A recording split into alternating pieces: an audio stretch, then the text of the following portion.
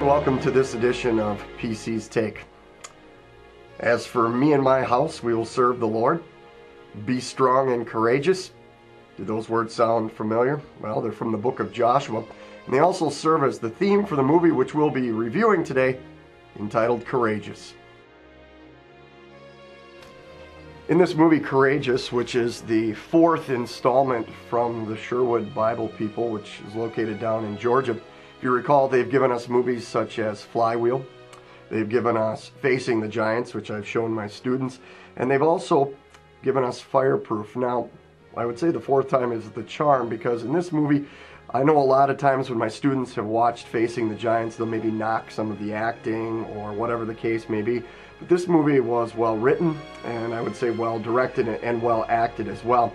You have comedy, you have action, thus this is why the movie got its PG-13 rating, because of some of the content, as well as you're going to have some of your heart-wrenching scenes, but all of it's going to be wrapped nice and neatly in a bow, centering on God and what it means to be a Christian father, and what it means to live in a Christian family, and really what it means to be courageous and to put God first in your life.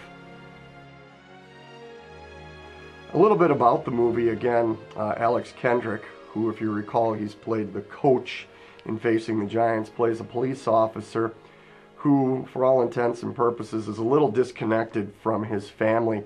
And after, I don't want to ruin anything, but after a major plot point that takes place in the movie, he decides that it's time for him to get a little bit closer to God. And he encourages his co-workers as well to make a resolution that let's put God first in our life. Again, one of the things that may be alarming is when you look at some of the decision theology in here and choosing or making choices for God. We know that we don't choose God, but that God chooses us.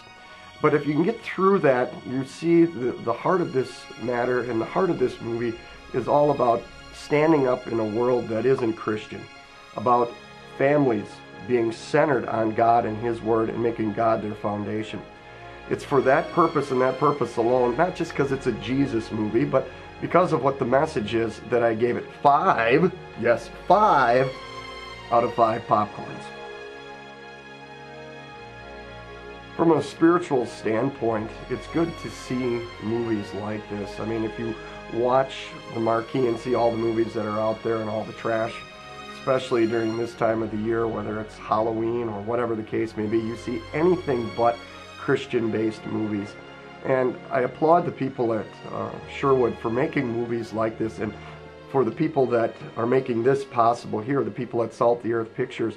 It's good to make a difference in this world, because the world is filled full of sin and there's a lot of darkness, and it's good to have people out there being salt and light, or people being courageous and not afraid to share their faith and to use the gifts that God's given them through this media of movie to share the wonderful word that we have of Christ with other people. Before I sign off, I wanted also to remind you, if you haven't seen it, go see the movie The Help. It's a great movie, and it will be inspiring as well, and I wouldn't be surprised if it's going to be nominated for one of the best pictures as well. And it's a good reminder for us that our help comes from God, the maker of heaven and earth. Friends, this has been a joy to be with you today. I wish all of you God's blessings, and I look forward to seeing you again on PC's Take. God bless.